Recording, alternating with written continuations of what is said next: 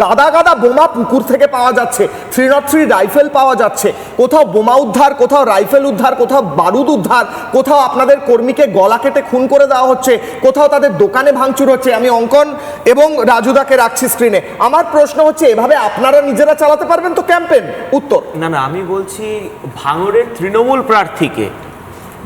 তৃণমূল প্রার্থী তো শওকত মোল্লা, মুখ্যমন্ত্রীর আইএসআই স্ট্যাম্প মারা বোমাবাজ, বোমারু। তো সেখানে 84টা বোমা পাওয়া গেছে, এটা তো কম পাওয়া গেছে। যদি 8400টা বোমা পাওয়া যায় তবে সেটা শওকত মোল্লার লেভেলের বোমা আমরা মানতে পারবো। আমি বলছি এইটা কেন হচ্ছে? দেখুন, এর আগে বিহারে নির্বাচন হলো, শাসক বিরোধী সব ছিল। এখনো 4টে রাজ্যে, পশ্চিমবঙ্গ সহ পুদুচেরি, তামিলনাড়ু, কেরল, অসম, সব রাজ্যে নির্বাচন হচ্ছে। একটাতে বিজেপির সরকার রয়েছে, বাকিতে বিজেপি বিরোধী রয়েছে এই জায়গায়। কিন্তু কোথাও কি এই সন্ত্রাসের রাজত্ব রয়েছে? কোথাও কি এই মৃত্যু মিছিল নিয়ে আমাদেরকে আলোচনা করতে হচ্ছে?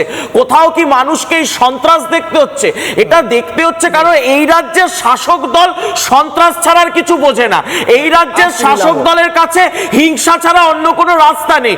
মানুষকে খুন করব, মানুষকে মারবো, নৈরাজ্য তৈরি করব, ভয় দেখাবো, এর মধ্যে দিয়ে ভোটটা লুট করতে হবে, এর মধ্যে দিয়ে যারা বৈধ ভোটার তাদেরকে ভোট কেন্দ্রে পৌঁছে দেব না। কিন্তু আমি বলছি মানুষ এবার প্রতিরোধ গড়ে তুলবে। এবারের নির্বাচন বাংলার জনতা বনাম মমতা, এখানে কিন্তু মমতা ব্যানার্জিকে হারতে হবে।